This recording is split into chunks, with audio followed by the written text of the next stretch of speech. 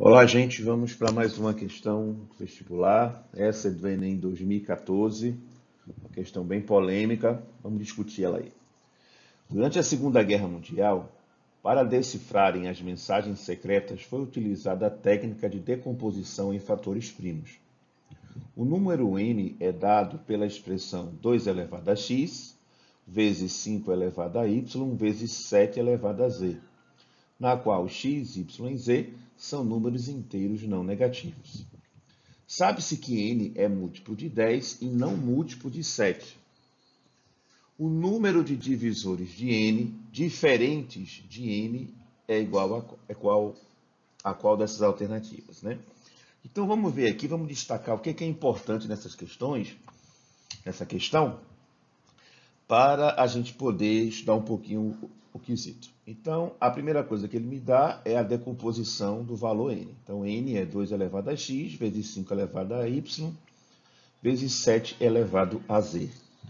Outra informação importante é que ele fala que x, y e z são números inteiros, pertencem aos inteiros não negativos, tá? Então, ele pode ser o 0, pode ser 1, 2, 3, 4, mas o x, o y, o z, os expoentes não podem ser números inteiros negativos, tá bem? Outra informação é que n é um múltiplo de 10, tá? E que não é um múltiplo de 7. Diante disso, ele pergunta quantos divisores de n são diferentes do próprio n, ou seja, você vai calcular o total de divisores desse número, só que você vai retirar dele o próprio número, né? Porque todo mundo sabe que o número pode ser dividido por ele mesmo. Ele não quer esse divisor, ou seja, você vai diminuir uma unidade do final que você pretende. Então, já por essa dica, você tem uma intuição que a alternativa correta pode ser a letra E, porque é a única que dá um cálculo em que você vai retirar uma unidade, né? Mas vamos estudar um pouco o caso. Se ele é múltiplo de 10, então eu posso chegar às seguintes conclusões. Para um número ser múltiplo de 10, ele obrigatoriamente precisa ser um múltiplo de 2 e precisa ser um múltiplo de 5, já que ele é um múltiplo de 10. Então, se ele é um múltiplo de 2, então com certeza eu vou ter o fator 2 na decomposição. Então, o valor de x tem que ser um número maior ou igual a 1. Então, ele é 1, ou 2, ou 3, ou 4, independente de qual vai ser o valor lá. E se ele é um múltiplo de 5, então o valor de y precisa ser também maior ou igual a 1. Na afirmação que tem abaixo, eu tenho que n não é múltiplo de 7. Então, para que não seja um múltiplo de 7, eu preciso retirar aquele fator da minha decomposição. E o único jeito de retirar aquele fator da decomposição é se eu alegar que z é igual a 0. Então, essas informações são importantes na resolução da questão. Então, eu vou ter que n é igual a 2 elevado a x vezes 5 elevado a y vezes 7 elevado a z, onde x e y são valores maiores ou iguais a 1, mas z obrigatoriamente precisa ser 0. Ok? E aí eu já posso calcular o número de divisores de n. Só para a gente entender como é que a gente calcula isso, vamos pensar no seguinte. Imagina que eu tenho um número m igual a 2 elevado a 3 vezes 3 elevado a 2 vezes 5. Então, como eu tenho ali o 2 elevado a 3, isso me indica que o número n pode ser dividido por potências cuja base é 2, pelo número primo, né, 2.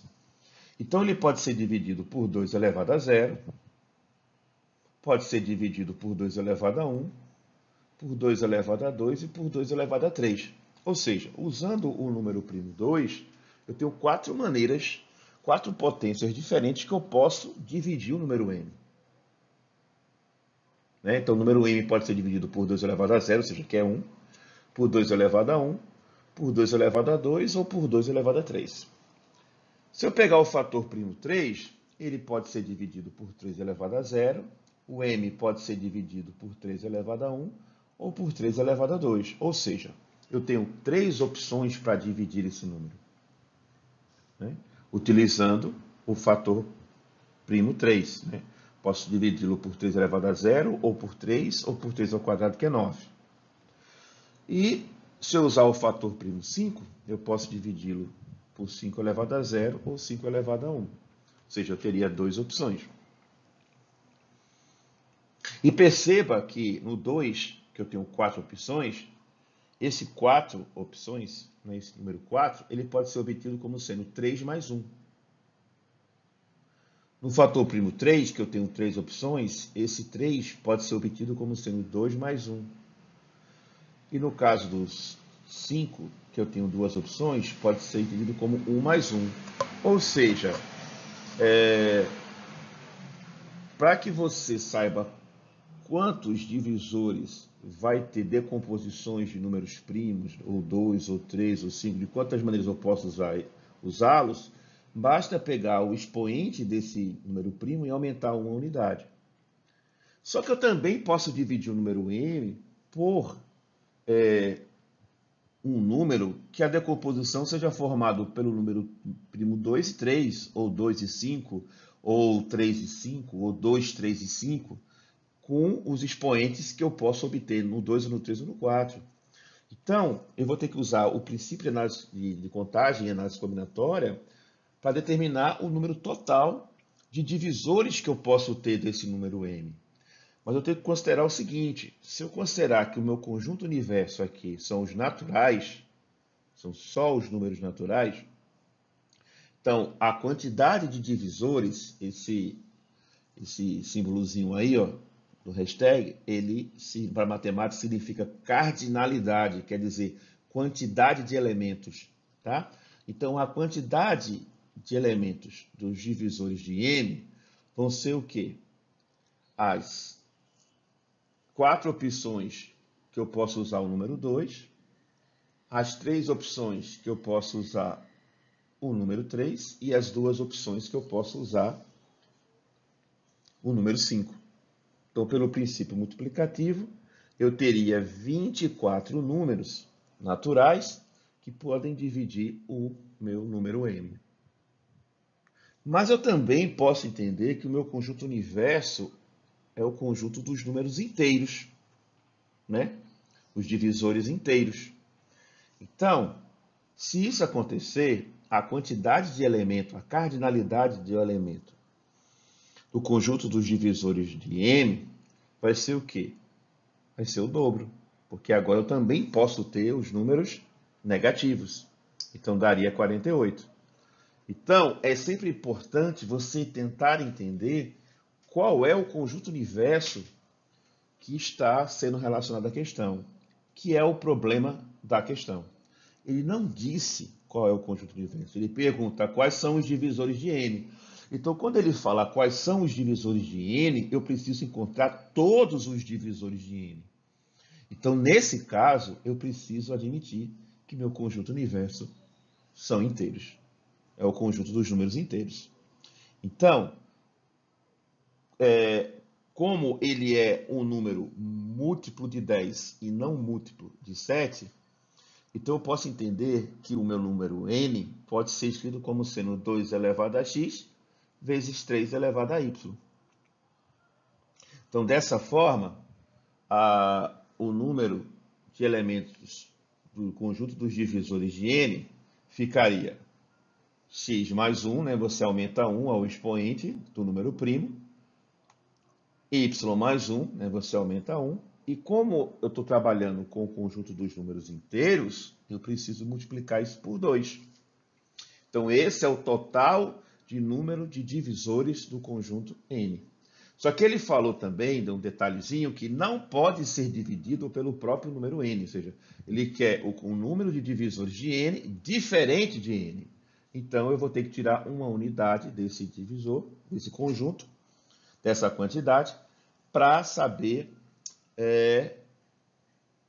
o total de elementos que são divisores de n, diferente de n. Então, essa seria a resposta, e não tem essa resposta entre as alternativas. Então, essa questão precisaria ser anulada. Forçando aí, que é o conjunto dos números naturais, né? Forçando aí que não foi levado em consideração que os inteiros poderiam participar, você teria o quê? O conjunto dos divisores de n seria x mais 1, né? Você pega o número de composição do x é mais 1, depois o y mais 1, então, e retiraria 1, não é isso? Mas eu poderia, aí o truque matemático aí, eu poderia botar a ideia do z mais 1 aí junto. Por quê? Porque eu sei que z é 0. E como z é 0, então 0 mais 1 vai dar 1, 1 é elemento neutro na multiplicação, então não vai alterar nada eu botar o z mais 1. Então poderia ficar, e tiraria o próprio n, né? Tiraria uma unidade dessa quantidade, porque ele quer os divisores de n diferente de n. Então tanto faz você botar x mais 1 vezes y mais 1 menos 1, ou x mais 1 vezes y mais 1 vezes z mais 1 menos 1. Porque z é 0, então isso não vai modificar muito. Então a alternativa correta seria a letra E. Mas isso, tá, é um gabarito errado, isso foi oficial no Enem, ficou como esse gabarito, mas essa questão deveria ter sido anulada. Tá bom?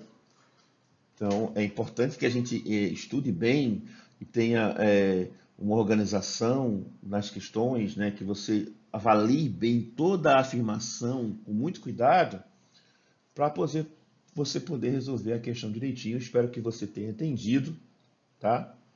Não esqueça de dar o likezinho aí pra gente, ativar o sininho para fortalecer aí, né, o canal e que a gente possa ter mais questões aí para dúvidas para serem tiradas, tá bom?